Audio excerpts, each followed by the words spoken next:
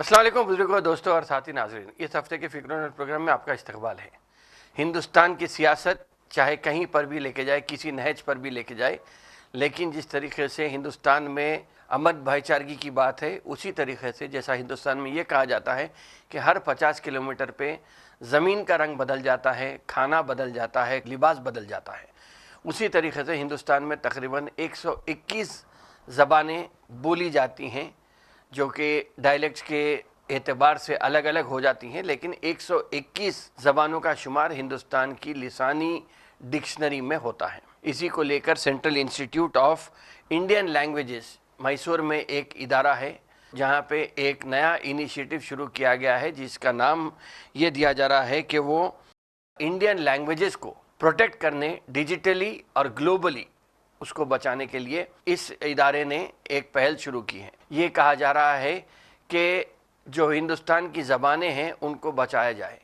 अभी तेलंगाना में या आंध्र प्रदेश में अगर देखेंगे तो पवन कल्याण, जो कि आंध्र प्रदेश के डिप्टी चीफ मिनिस्टर हैं, उन्होंने कहा कि जब हम उर्दू को और तेलुगु को और फ़ारसी को पढ़ सकते हैं तो हिंदी से हम मुनाफरत क्यों फैलाना चाहिए। लेकिन मैं समझता हूँ कि 121 ज़बानों की जब बात आई तो उसमें हिंदी भी आ जाती है, उर्दू भी आ जाती है, तेलुगु भी आ जाती है, मराठी भी आ जाती है, वैसे ही मलयालम भी आ जाती है। तो ऐसे ही जो 121 ज़बानें हैं हिंदुस्तान के, इनका तहफ़्फ़ुज़ करना अब हिंदुस्तान की हुकूमत, बल्कि इस इदारे ने, central institute of Indian languages ने यह तय किया है कि ज़बानों का तहफ़्फ़ुज़ होना चाहिए। ज़बान के साथ साथ तहज़ीब और सक़ाफ़त भी जुड़ जाती है। तो इसीलिए इन 121 ज़बानों के तहफ़्फ़ुज़ के लिए इस इदारे ने एक पहल शुरू की है। इसको कई गोशों से इसका खैर मक़दम भी किया जा रहा है, इसलिए कि जब ज़बान बाकी रहेगी, तहज़ीब बाकी रहेगी, सक़ाफ़त बाकी रहेगी, तो फिर मैं समझता हूँ कि हिंदुस्तान का जो कल्चर है या हिंदुस्तान की जो गंगा जमनी तहज़ीब की बात होती है वो भी बरक़रार रहेगी। बहरहाल ये सियासत में नफ़रत होती है, लेकिन ज़बानों को फैलाकर मैं समझता हूँ कि फिर से हिंदुस्तान को एकजा रखने की एक कोशिश को हम भी खैर मक़दम करना चाहिए। इसी के साथ साथ अगर हम बात करेंगे तो तालीम हासिल करने के लिए चीन तक भी जाना चाहिए, ये इस्लाम में बल्कि ये कहा जाता है कि किसी हदीस का मफ़हूम है। वैसे ही अगर देखेंगे तो हिंदुस्तान को छोड़कर बहुत सारे ऐसे तुलबा है जो हिंदुस्तान के बाहर जाकर आला तालीम हासिल कर रहे हैं, उसके बाद नौकरी भी अगर मिल जाती है और अगर सुकूनत भी मिल जाती है तो वहाँ की रिहाइश भी इख्तियार कर रहे हैं। उसी में अगर देखेंगे तो कम से कम 30 लाख रुपए की जो एक साल का ख़र्चा होता है एक तालिब इल्म पर,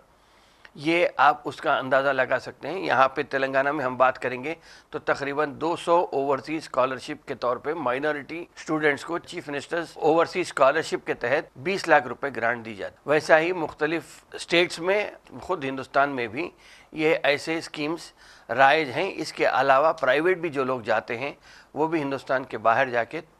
तालीम हासिल कर रहे हैं। उमूमन अगर 30 लाख रुपए की फ़ीस रखते हैं तो इससे हिंदुस्तान के बैंक्स को जो आमदनी हो रही है उससे आप अंदाज़ा लगा सकते हैं कि हिंदुस्तान से करोड़ों रुपए की जो दौलत है वो हिंदुस्तान के बाहर कैसे चले जा रही है। बैंक्स को जो आमदनी हो रही है तुलबा के जाने की वजह से वो 1700 करोड़ रुपए इसका तखमीना लगाया गया है। तो आप अंदाज़ा कर सकते हैं कि असल रकम जो जा रही है, अगर एक तालिब इल्म पर 75,000 रुपये का बैंक चार्जेस लगते हैं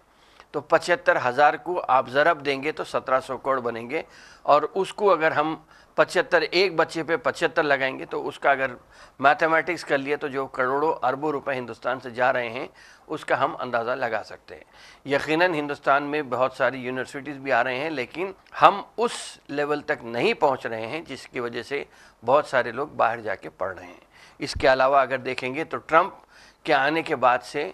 या हिंदुस्तानियों के ऊपर से या एशियन पॉपुलेशन के ऊपर जो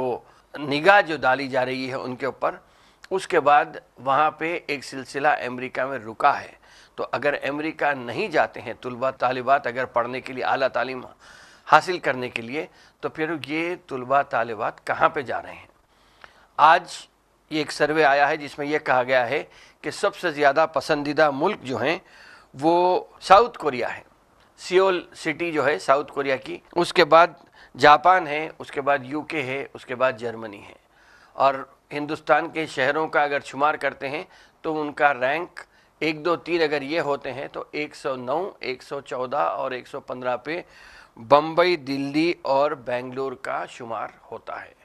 ہم اتنا نیچے ہیں امریکن سٹینڈرڈز کی وجہ سے، شاید اسی لیے بہت سارے لوگ اچھے مستقبل کی تلاش میں وہاں جا رہے ہیں۔ آخری بات ٹیکنالوجی کے اوپر ایک اور بات کہہ دوں کہ ایک نیا ٹیکنالوجی کا زمانہ ہے، لوگ سٹارٹ اپ شروع کر رہے ہیں، نئے نئے قسم کے سٹارٹ اپس آ رہے ہیں، کوئی صحت کو لے کر رہا ہے، کوئی ٹیکنالوجی کو لے کر رہا ہے، کوئی ایگریکلچر کو لے کے کر رہا ہے۔ تو انہی سٹارٹ اپس میں اب ایک نیا سٹارٹ اپ آیا ہے، لوگوں کی آمدنی بڑھ جا رہی ہے، لوگوں کا رہن سہن کا سٹائل بڑھ جا رہا ہے۔ اس کے ساتھ ساتھ یہ بھی کہا جا رہا ہے کہ لوگوں کے پاس ایک اگر کوئی جوڑا شادی شدہ جوڑا ہے تو ان کو اولاد سے بھی وہ پریشان ہو رہے ہیں، یا اولاد کو لے کر محروم ہو رہے ہیں، یا اولاد ایک اولادی ہو رہی ہے۔ تو اس کو لے کر بھی سٹارٹ اپ والے اپنی ٹیکنالوجی کو وہاں پہ لے کے ایک یہ نئی چیز کی شروعات کی ہے۔ آپ کو یاد ہوگا کہ گزشتہ ہفتے ہم نے مینٹل ہیلتھ کے اوپر گڈ مائنڈ کی طرف سے ایک تارا ایپ لانچ کیا تھا، جس میں یہ کہا گیا تھا کہ وہ آپ کا بات کرنے کا ساتھی رہے گا،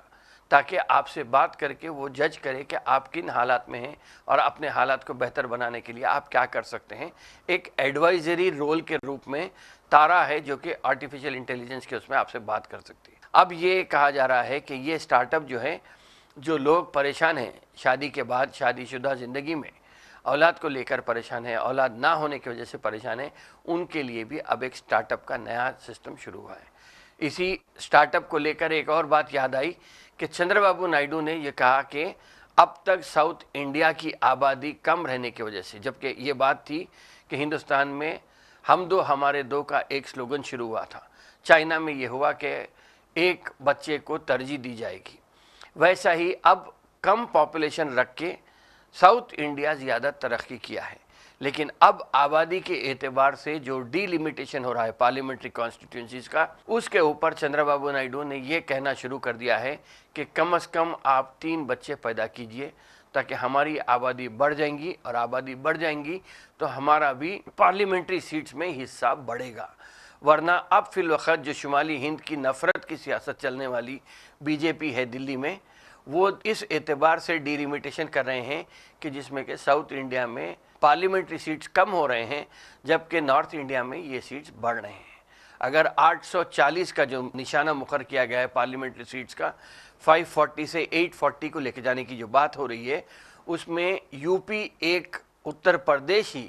120 سیٹ ہو جائیں گے، اور بہار میں 80 سیٹ آ جائیں گے۔ تو ایسے ہی اگر یہ بڑھتے جائیں گے تو ساؤتھ انڈیا میں تناسب جو ہو رہا ہے وہ کم ہونے کی وجہ سے چندر بابو نائیڈو نے بھی یہ ایک نعرہ دیا ہے کہ ہماری بھی ساؤتھ انڈیا میں بھی آبادی بڑھنا چاہیے۔ بہرحال ایسے چیزیں ہیں کہ سیاست کے لیے کچھ نہ کچھ ہوتے جاتا ہے۔ ویسے آبادی کم کرنے کی بات آئی تھی ملک کو ترقی کرنے کے لیے، لیکن اب جب کہ انفلیشن بڑھ رہا ہے یا گلوبلائزیشن کے دور میں،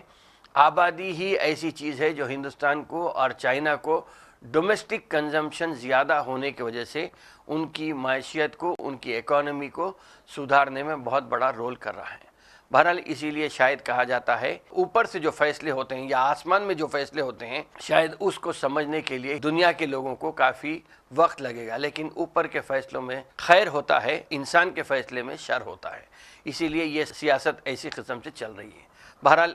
ایسے 2-3 چیزیں تھے جو آپ تک گوشت کروں گا، اسی لیے آپ کے سامنے آیا تھا۔ انشاءاللہ تعالی آئندہ ہفتے پھر ملاقات ہوگی، پھر بات ہوگی۔ شکریہ، خدا حافظ۔